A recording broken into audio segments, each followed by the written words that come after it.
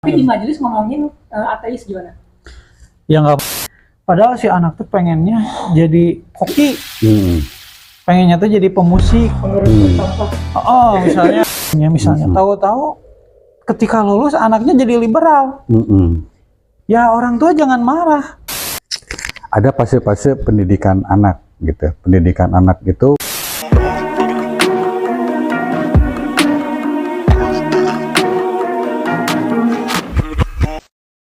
ya. Justru gini, Ji. Anak-anak muda zaman sekarang tuh diam-diam menyerap ilmu-ilmu kita, Ji. Jadi mereka bisa lebih cerdas daripada kita. Iya. Ya, gitu. Ya, mereka nanti bakal menjadi generasi yang kreatif, Ji. Iya. Bukan generasi penerus gitu. Iya, generasi yang kreatif. Kreatif mereka bakal lebih dulu orang tua. Nah, orang tua tehnya. Orang tua teh contoh. Contoh yang salah, contoh yang benar, contoh yang baik, contoh yang buruk. Nah, yang sifat-sifat orang tua kita yang buruknya, yang salahnya ya jangan diambil. Nah, sekarang anak-anak muda tuh bisa begitu, Ji. Ya, nggak semua juga bisa begitu, tergantung anak muda yang itu ya mampu menyerap, mengambil hikmah dan pelajaran. Makanya ketika anak-anak muda berkumpul di tempat yang dianggap baik, itu kesempatan bisa lebih kreatif lah, lebih baik daripada generasi yang sebelumnya. Betul. Itu lebih besar kesempatannya gitu. Kayak bar mesin lah, seneng minuman. Tapi di majelis ngomongin ateis gimana? Ya nggak apa-apa. Dan nanti ada orang tua yang ngarahin aja ya. Gitu, nggak apa-apa. Kalau misalnya ke skala yang lebih kecil, kita suka marah nggak sih kalau melihat anak kecil lari-lari di tempat ibadah? Nah itu jujur aja. Benar, kadang kita marah ya. Kan tergantung ada apa? Seperti memperolehkan ateisme di majelis, harus ada orang tua yang mengarahkan. Ya. Pertanyaannya, si orang tua ini punya kapasitas untuk mengarahkan hal itu. Itu benar. Karena jika pengetahuannya misalnya tentang ateisme, berarti seorang tua itu diindikasikan harus paham juga. Betul. Belajar ateisme. Betul. Iya. Nah, jadi di tahap ini kewajiban edukasi itu bukan cuma buat ke anak muda aja, tapi yang orang tuanya juga harus update. Misalnya anak muda seperti anak, kumaha caranya bikin gorengan, bala-bala. Tapi antum sendiri nggak tahu caranya bikin gorengan. Iya. Bakal benar semua. Gitu. Nah, benar. Jadi gini. Bagus itu. Kalau saya pikir bagus itu. Nih, kalau di sekolahan itu ada istilah kegiatan belajar mengajar. Nah, kadang ya belajar mengajar. Belajar mengajar itu istilah nama yang belajarnya murid, yang mengajarnya guru. Kalau kata nama gini, itu bagus itu kayak gini. Jadi belajar mengajar itu justru buat orang tua gimana caranya mengajarkan ke anak kita biar anak kita tuh mengerti.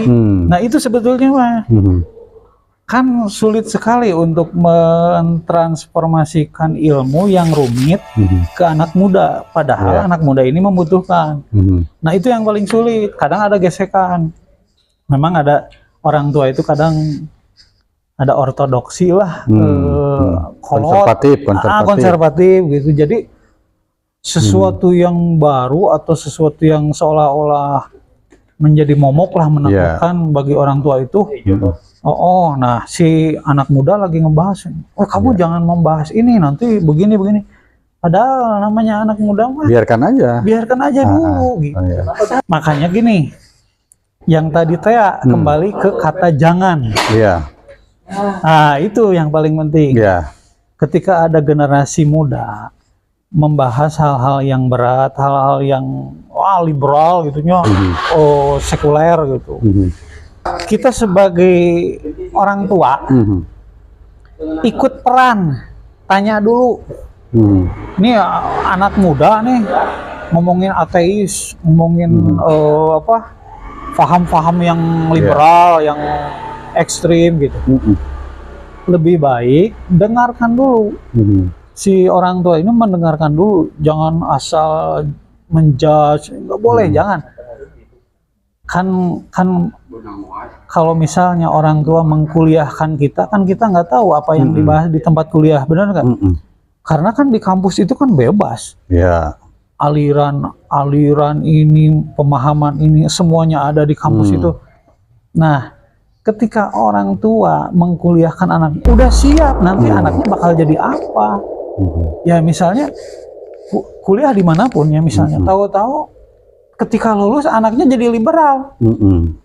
Ya orang tua jangan marah. Bongan buat nguliahkeunnya. Iya. Nggak boleh. Saya ngeliatnya di manajemen yang di akuntansi. Ternyata gaul. Ternyata Iya. gaul. Nah ini nih kesalahan nih. Misalnya orang tua konservatif tuh, kita ini keluarga Islam ya? Islam atau keluarga agamawan atau keluarga PNS atau keluarga tentara, anak harus jadi tentara atau anak harus jadi ustadz.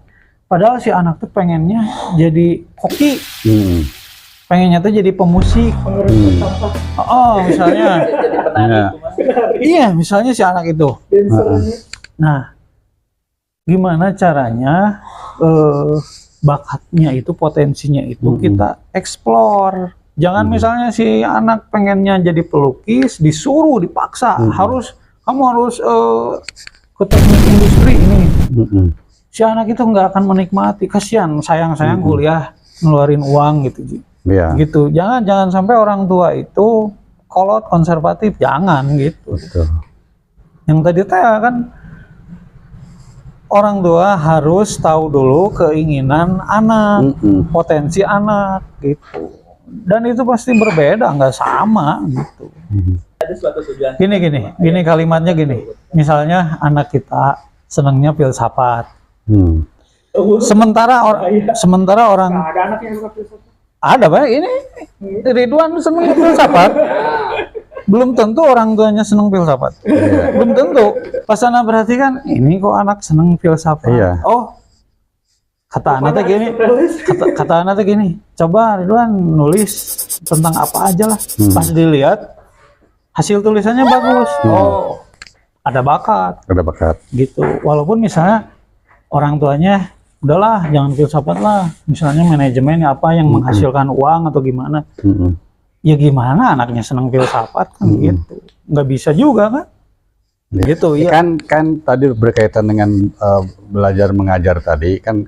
Kalau saya pernah dengar katanya dari Imam Ali, kalau saya nggak salah kutip ya, kalau salah mohon dikoreksi. Kan ada 4 jenis penuntut ilmu itu katanya, untuk pencari ilmu kriteria tipikal lah gitu. Satu yang pencari ilmunya, pelajar itu. Kemudian ada yang memberi pelajaran, berarti pengajar. Kemudian ada tipe yang pendengar, kemudian ada yang tipe yang penanya, yang bertanya, gitu. Nah, kedudukan yang bertanya itu diterangkan itu jauh lebih utama, karena segala ilmu itu akan muncul ketika dia ditanyakan. Betul. Gitu. Nah, mungkin tadi filsafat kan. Kata filsafat itu sendiri kan sesuatu yang diawali dari pertanyaan. Dari pertanyaan. Gitu. Orang itu kan ini kok gitu. Langit Seperti ini kan. Kan? Gitu. Seperti itu. Ada fase-fase pendidikan anak gitu. Pendidikan anak itu ada dua versi ya. Versi pertama itu 0 sampai 5, 5 sampai 10, 10 sampai 15. Ada versi kedua 0 sampai 7, 7 sampai 14, 14 sampai 21. Itu cuman hanya menyangkut umur aja. Nah, di periode pertama itu dikatakan bahwa jadikan anak itu sebagai raja. Dilayani. Ya, raja itu segala keinginannya harus dipenuhi dan tidak boleh dia anak dilarang-larang gitu. Dia di situ merdeka, free. Di periode kedua itu jadikan anak sebagai tawanan, gitu. Jadi mesti yang namanya tawanan itu dia harus diawasi dengan ketat. Ya, betul. Gitu. Karena itu fase sesuai dengan perkembangan umur, di mana kalau tadi fase pertama itu perkembangan otak begitu sangat pesat, tumbuh, dan harus dikembangkan terus, jangan sampai ada banyak larangan di situ. Nah, dan di periode kedua ini sebaliknya, harus diawasi dengan ketat,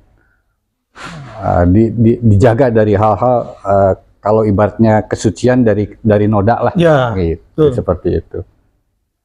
Nah, di fase ketiga jadikan sebagai teman atau friend. Begitu. Jadi bisa sharing ya. Sharing, kita ajak, jangan sampai kita salah memperlakukan di fase-fase itu kepada anak. Terbalik, jangan sampai. Hasilnya insya Allah akan terbalik. Gitu.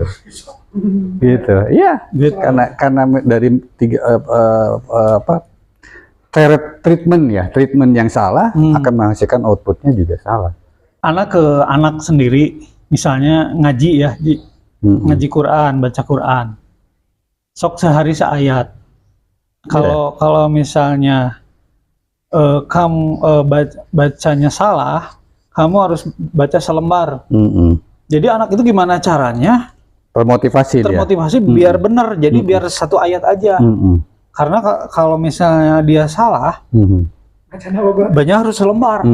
Wah, gimana? Ya udahlah. Jadi harus benar nih. Mungkin anak sekarang mah kalau misalnya ada YouTube kan, gimana caranya membaca ayat ini dengan benar. Nah, dia kan bisa tuh. Nah, jadinya biar satu ayat gitu. Nggak usah selembar, apalagi satu juz, satu ain istilahnya. Nah, jadi anak itu yang penting sehari seayat misalnya gitu. Nah, kebetulan lagi di rumah, namanya juga anak perempuan, lagi pakai celana pendek. Kata istri saya, harus pakai mukena dulu, udah biarin, yang penting dia mau ngaji aja udah bagus gitu. Ketika nanti moodnya lagi bagus, disuruh pakai mukena dulu, malah jadi bete. Udah, yang penting mau ngaji aja dulu, kan gitu. Yang kan, namanya juga di rumah kan, di dalam rumah nggak ada yang lihat gitu. Udah, nanti juga ngikutin gitu. Nah, itu seperti itu. Dan kan Nabi itu juga kan mengajarkan ketauladanan. Artinya gini. Orang tua itu keteladanan. Orang tua itu nggak akan didengar sama anak.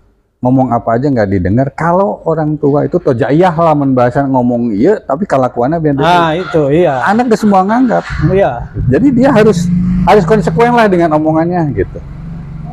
Ngomong gitu, kelakuannya kudu gitu.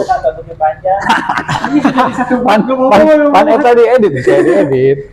Misalnya lihat orang tuanya berantem, ini role model saya gitu, kata si anak teh misalnya. Betul, jadi role modelnya ya ada gitu. Sesuatu yang ada. Masa role model saya gitu. Begini misalnya, memang rumahnya sempit gitunya. Pas saya di depan anaknya berantem depan anaknya, anak kan pasti gitu. Apakah ini role model saya kan gitu? Enggak kan. Gitu. Ini itu udah closing statement belum? Nah, ini kan tadi kan kita udah eksplorasi kan. Kita udah eksplorasi, terserah nanti audien yang menyimpulkan kan. Gitu. Ini kan hanya soal silakan komentari. Yang setuju silakan, kalau nggak setuju juga bebas gitu. Nah, saya pikir seperti closing. Closingnya jangan lupa apa namanya, bunyikan apa Bib? Bel lonceng. Sama di subscribe, di share dan di like, di komen, di like gitu. Isinya daging semua. Iya, isinya daging semua. Isinya daging semua. Daging kurban. Closingnya mah ya udah, pokoknya subscribe. Share yang paling penting, share ke teman-temannya. Penting nggak penting ya. Penting nggak penting gitu. Ya gitu, biar kita gitu. Iya, biar channelnya makin banyak. Jadi kan kita semangat bikin video lagi. Gitu aja. Eta.